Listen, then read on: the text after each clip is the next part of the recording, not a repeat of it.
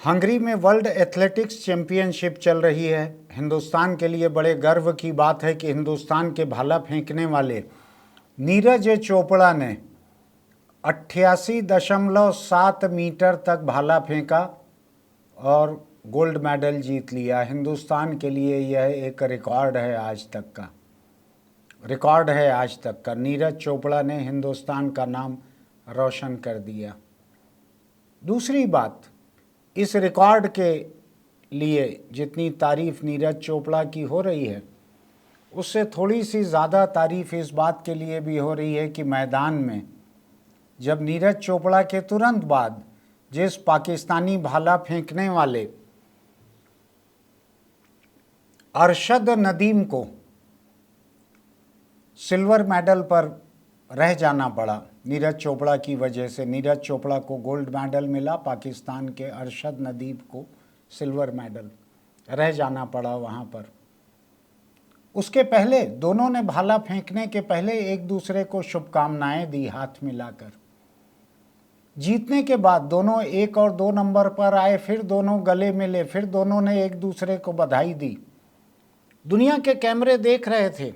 World athletics बहुत बड़ा मुकाबला है, बहुत सारे कैमरे इनके ऊपर थे। देख रही थी दुनिया इनको कि किस तरह एक दूसरे के गले मिल रहे हैं, एक दूसरे को बधाई दे रहे हैं। इसके बाद जब दुनिया के पहले, दूसरे और तीसरे 3 नंबर 3 खिलाड़ियों को अपने अपने देश के झंडे लेकर फ़ोटो खिंचवानी थी, तो उस वक्त 2 खिलाड़ियों के हाथ में अपने अपने देश के झंडे थे, लेकिन सिल्वर मेडल पाने वाले अरशद नदीम के पास किसी वजह से पाकिस्तान का झंडा नहीं था। हिंदुस्तान का झंडा लेकर खड़े हुए नीरज चोपड़ा ने अरशद नदीम को बुलाया, अपने साथ खड़ा रखा। पीछे हिंदुस्तान का झंडा पकड़े हुए नीरज चोपड़ा थे, लेकिन भारत और पाकिस्तान दोनों के ये 2 सितारा प्लेयर उस झंडे के सामने खड़े हुए थे। उस तस्वीर ने लोगों को छू लिया। कुछ लोगों को उसमें अखंड भारत की एक कोशिश भी दिखने लगी, कुछ लोगों को तकलीफ़ होने लगी। सरहद के दोनों तरफ ऐसे लोग होंगे जिनको तकलीफ़ हो रही है, लेकिन इन दोनों खिलाड़ियों ने जो इंसानियत, भाईचारा, स्पोर्ट्समैन स्पिरिट जो कहते हैं जिसको, वो जो दिखाया, वो गजब का था। इस पूरे को अगर आप देखें तो जिस तरह से ये दोनों खिलाड़ी बेहतर इंसान की तरह सामने आए, भारत और पाकिस्तान दोनों का नाम इन्होंने रोशन किया। मुकाबला कड़ा था, इन्हीं दोनों के बीच था, गोल्ड और सिल्वर मेडल का मुकाबला। लेकिन इन दोनों ने जो बड़प्पन दिखाया वो गोल्ड और सिल्वर से ऊपर के दर्जे का था। इंटरनेट पर, सोशल मीडिया पर इनकी तारीफ़ करने वाले लोग भी खूब हैं, खूब लोग इनकी तारीफ़ कर रहे हैं वहाँ पर। लेकिन मैं एक दूसरी बात पर आता हूँ। जब इसके बाद नीरज चोपड़ा की माँ के पास हिंदुस्तानी मीडिया पहुँचा और हिंदुस्तानी मीडिया ने कहना चालू किया, हिंदुस्तानी महिला सरोज देवी, नीरज चोपड़ा की माँ, उनसे पूछा गया, नीरज ने पाकिस्तानी खिलाड़ी अरशद नदीम को हराकर स्वर्ण पदक जीता है, आपको कैसा लगा, कैसा लग रहा है? उन्होंने कहा, खिलाड़ी तो खिलाड़ी होता है, मैदान में सब खेलने आते हैं, इनमें से एक जीतेगा एक हारेगा। ऐसे में पाकिस्तान और हिंदुस्तान का सवाल उठाना ठीक नहीं है। नीरज की जीत तो खुशी की बात है, लेकिन कोई पाकिस्तानी भी जीतता तो भी खुशी होती।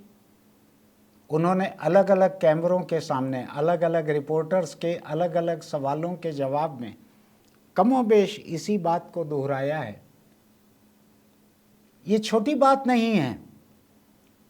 इससे एक चीज़ समझ में आती है कि नीरज चोपड़ा जो कल महिला पहलवानों के साथ खड़े हुए थे, नीरज चोपड़ा जो आज मैदान में पाकिस्तानी प्लेयर से भाईचारा दिखा रहे हैं, बराबरी का उसके साथ सलूक कर रहे हैं, गोल्ड मेडल जीतने के बाद भी परस्पर सम्मान दोनों का, दोनों एक दूसरे की इज्जत कर रहे हैं, एक दूसरे को चाह रहे हैं, ये परवाह किए बिना कि इनके दोनों देशों के नफरतजीवी लोग जो हैं, नफरतजीवी एक ऐसा शब्द है जिसको परजीवी कहते हैं, जो पैरासाइट रहते हैं, जो दूसरे जानवर के ऊपर जीते हैं, मैं नफरत जीवी कहता हूं कई लोगों को, क्यों नफरत के ऊपर जीते हैं ऐसे लोग।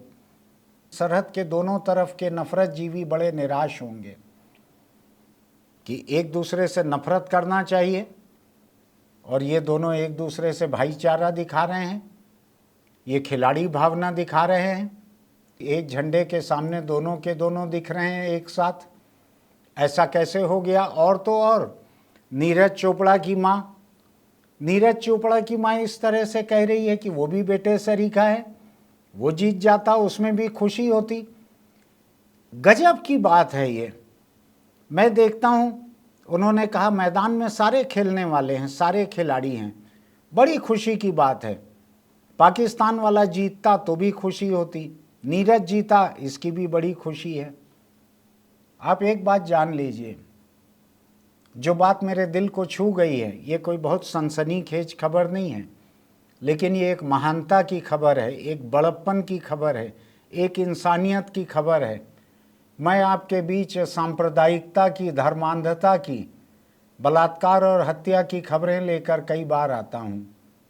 आज मैं आपके सामने बड़प्पन की, इंसानियत की, दरिया दिली की एक खबर लेकर आया हूँ। कैसे गजब के इंसान हैं ये माँ बेटे। इस माँ का बेटा, सरोज देवी का बेटा नीरज, ऐसी दरिया दिली वही दिखा सकता था। दिल को छू लेने वाली बात है ये। इसके बारे में सोचिएगा जरा, अपने बच्चों को भी दिखाइएगा कि दिल कैसे बड़ा रखा जाता है। नफरत के फतवे अच्छे नहीं होते, जो मोहब्बत की बातें रहती है ये बेहतर होती हैं। ये दोनों खिलाड़ी इस बात की मिसाल हैं कि सरहद के दोनों तरफ इंसान एक दूसरे को मोहब्बत करते हैं, कर सकते हैं। ये राजधानियों में बसे हुए नेता हैं, राजधानियों में बसे हुए नेता और फौजी हेडक्वार्टर में बसे हुए फौजी, जो नफ़रत की बातें करते हैं, फतवे देते हैं। मैं आज सिर्फ यही कहने के लिए आपके बीच में आया हूँ, माँ तुझे सलाम। एक माँ अपने हिंदुस्तानी बेटे के मुकाबले पाकिस्तान के अपने बेटे को भी बराबरी का दर्जा दे रही है, उसकी खुशी को भी उतना ही मान रही है, उसकी कामयाबी की उतनी ही हसरत कर रही है। ये छोटी बात नहीं है, ये सचमुच में एक माँ है। एक माँ जिसके दो बेटे हैं, एक सरहद के इस तरफ, एक सरहद के उस तरफ। यही असली भारत माँ है।